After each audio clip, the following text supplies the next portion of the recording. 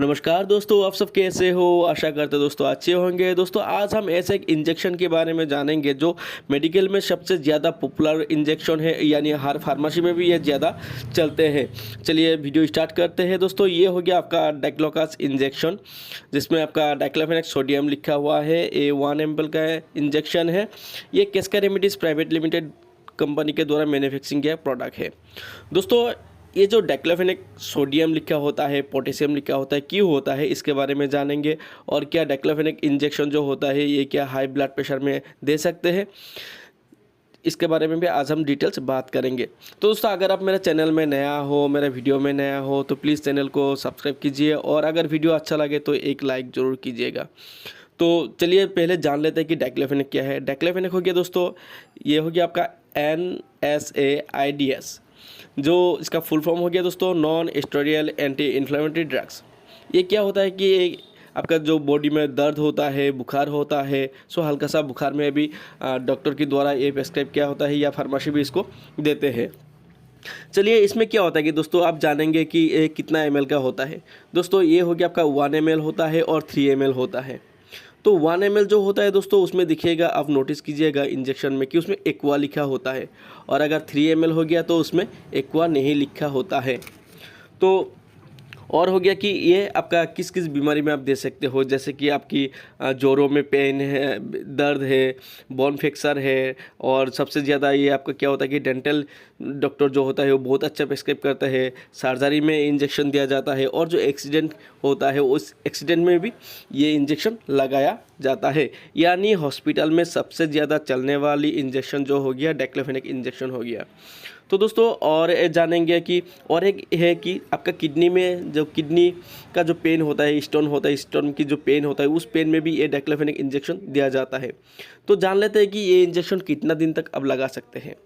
क्योंकि देखिए इसमें क्या होता है कि अगर आप एक बार इंजेक्शन लगा दिया तो आपका रिलीफ हो गया, आपका पेन नहीं है तो आपको लगाना नहीं है। अगर पेन आपका कम नहीं हो रहा है तो आप इसको लगाइए। दिन में एक बार या 2 बार इसको आप लगा सकते हैं। तो इसका कुछ साइड इफ़ेक्ट है। साइड इफ़ेक्ट में जानेंगे कि आप जिस एरिया में इंजेक्शन लगा रहे हो तो उसमें क्या होता है कि रेडनेस आ सकता है, सूजन सा हो सकता है और उल्टी सा हो सकता है। तो इसका डोजेस के बारे में जानेंगे दोस्तों कि जो एक्वा होता है इसमें क्या होता है कि IV और IM इस दोनों में लगा सकते हो, और जो एक्वा नहीं है तो नॉन एक्वा होता है वो ओनली IM लगा सकते हो, यानी इंटरमस्कुलर आप इसको दे सकते हो। तो दोस्तों इसमें क्या होता है कि जब 1 ml होता है, 1 ml में क्या होता है कि 70 मिलीग्राम आपका डाइक्लोफेनेक रहता है, और जो 3 ml हो गया उसमें आपका भी 75 ml डाइक्लोफेनेक रहता है। तो इसको क्या करना है कि जब आपको पेशेंट जो होता है उसमें आपका अगर 1 ml लगा रहे हो तो एक्वा हो गया तो उसमें आप पूरा का पूरा लगाना चाहिए, और जो 3 ml हो गया वो नॉन एक्वा हो गया उसमें भी आप पूरा का पूरा लगाना ही पड़ेगा। तो क्या दोस्तों ये प्रेगनेंसी में सेव है? नहीं दोस्तों, इसको प्रेगनेंसी में सेव नहीं है। आप प्रेगनेंसी में ये इंजेक्शन लगा नहीं सकते हो, एलर्जी में भी नहीं। और जो हाई ब्लड प्रेशर हो गया क्या उसमें ये इंजेक्शन दे सकते हैं? तो उसके बारे में अभी हम बात करेंगे। प्रेशर में क्या होता है कि दोस्तों आपको पहले कि पेशेंट का आपका हिस्ट्री लेना पड़ेगा। इसमें क्या होता है कि अगर पेशेंट आपका BP का जो मेडिसिन है वो ले रहे हैं, या पेशेंट को आपका किडनी का प्रॉब्लम है या लीवर का कुछ प्रॉब्लम है, तो उस हिसाब से क्या होता है कि दोस्तों उसका हिस्ट्री लेने के बाद ये जो मेडिसिन हो गया कि डाइक्लोफेनेक पोटेशियम हो या डाइक्लोफेनेक सोडियम हो, तो इसमें क्या होता है कि दोस्तों इसमें जो दवा ले रहे हैं पेशेंट ले रहे हैं उसमें क्या है असर कम हो जाता है, जिस वजह से आप इसका हाई BP में आप ना दे तो बेटर है, यानी देना नहीं चाहिए। उसके लिए आपका जो प्रैक्टिस आप कर रहे हो उसमें आपका खराबी हो सकता है। तो मैं आशा करता हूँ कि ये हाई BP में आप मत दीजिए इंजेक्शन। तो इसमें जो दोस्तों सोडियम और पोटेशियम है, तो इसमें क्या होता है कि कौन सी बेटर है, आपका सोडियम बेटर रहेगा या पोटेशियम बेटर रहेगा? दोस्तों जो पोटेशियम हो गया तो वो क्या होता है कि आप इंजेक्शन लगाने की वो 1 मिनट बाद ही इसका काम शुरू होता है, तो इसमें यानी दर्द नहीं रहता है, तुरंत ही इसका रिजल्ट मिलता है। और जो आपका नॉन एक्वा हो गया, जो सोडियम हो गया वो नॉन एक्वा होता है, सोडियम जो हो गया उसमें क्या होता है कि दोस्तों ये कम से कम आपका 5 to 3 मिनट आपका लगता है इसका असर होने में।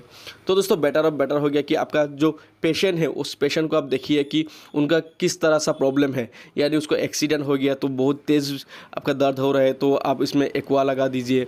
और किसी को होता है क्या कि आपका हल्का सा बुखार है तो उसमें आप नॉन एक्वा लगा सकते हैं। तो ये था आपका एक्वा और नॉन एक्वा। और जो सोडियम और पोटेशियम में दोस्तों रिज़ल्ट बहुत अच्छा मिलता है, और सोडियम में रिज़ल्ट मिलता है दोस्तों, लेकिन क्या होता है कि उसमें 5 to 3 मिनट के बाद ही आपका रिजल्ट मिलता है। तो दोनों ही बेटर है। आप पेशेंट से पहले आप पेशेंट का हिस्ट्री ले लीजिए, इसके बाद ही आप डाइक्लोफेनेक इंजेक्शन यूज़ कीजिए, क्योंकि आपका प्रैक्टिस जो आप प्रैक्टिस कर रहे हो उसमें आपका बेनिफिट होगा।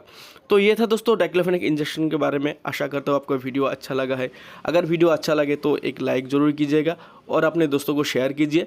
डाइक्लोफेनेक इंजेक्शन के बारे में डिटेल्स बताइए कि किस किस मरीज में बीमारी में ये इंजेक्शन आप दे सकते हो।